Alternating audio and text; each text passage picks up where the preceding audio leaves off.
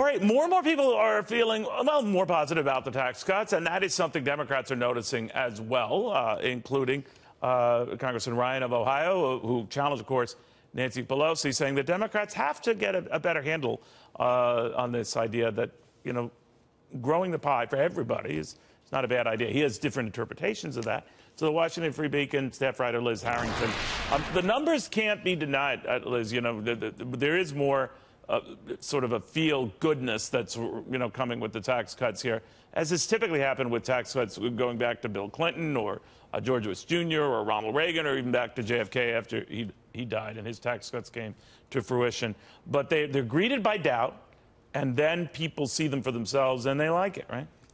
Right. It's easy to see why they've become more popular, because contrary to what Democrats told you, like Nancy Pelosi, that the tax cuts were going to be Armageddon and that people would die, the Americans actually see tangible results from the tax cuts, which is not only the bonuses, but they can look at their paycheck and they see they can keep more of their own money.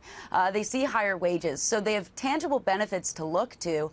And for Democrats, the problem is, unlike 2010, when Republicans stood unified against Obamacare, Democrats stood unified against tax cuts, but tax cuts are actually popular. Obamacare wasn't, and the Democrats had to own Obamacare in 2010. It led to a wave election for Republicans. Republicans can own these tax cuts, and I think it helps them in 2018 midterms. The question is whether it helps them enough to hang on to the House. They almost invariably lose seats. That is the party in power in these midterm elections. The question is they can't lose a couple of dozen, right? Right. And so Democrats should have a natural advantage going into 2018 because Republicans have unified government. They control everything. So, but in order for this to be a wave year, I think there has to be a bigger outside issue.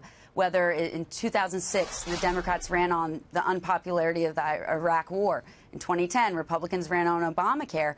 What do the Democrats have to run on? If it's only opposition to Trump, I don't think that's enough. And what issues have they picked up? They've picked up the Dreamers, and now it looks like they're picking up gun control, which neither are popular issues for the American people. So again, like you say, I think they are in a good position to pick up some seats.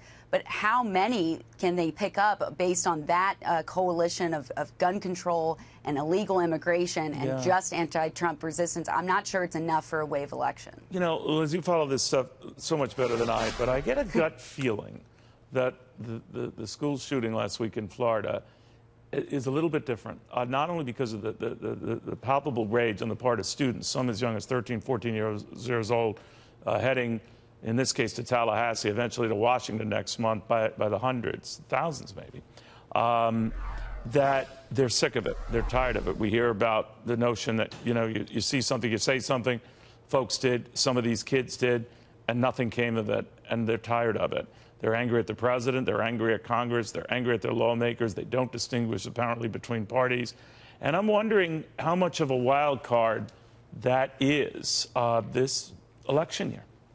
It certainly could be, but when you think about what happened in Newtown, which was a horrific example of elementary students, nothing did change when it comes to gun laws, because there's an argument of what would gun laws actually, gun control laws actually do to stop this. But I'm not even thinking in terms of just gun laws. I think people are looking at how does someone, you know, with the mental background, you know, that this guy did, that still get a gun, maybe upwards of 10 guns. The people are questioning the whole thing, the proclivity, you know, the influence of violent video games and movies. We're told that a number of the visits police had to his house over the years concerned his mother taking away his Xbox games. That, in other words, there's more to this than just the gun lobby, more to this in this Hollywood, more to this in this mental health. It's all in the mix. And people, young people in particular, are throwing up their arms, and their parents are throwing up their arms and saying, no, no, no.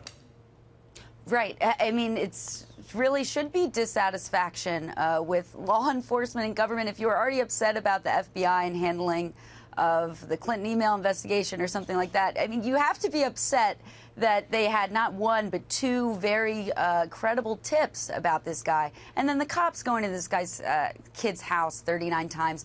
All the warning signs, it seems I just think there's a rage there that we're not appreciating. We might think is short-lived. I could be wrong. This time, I'm not so sure, but it'll be interesting to see who benefits from that. Yeah. hopefully neither benefits, and this will pox on both their houses right. to just do something finally.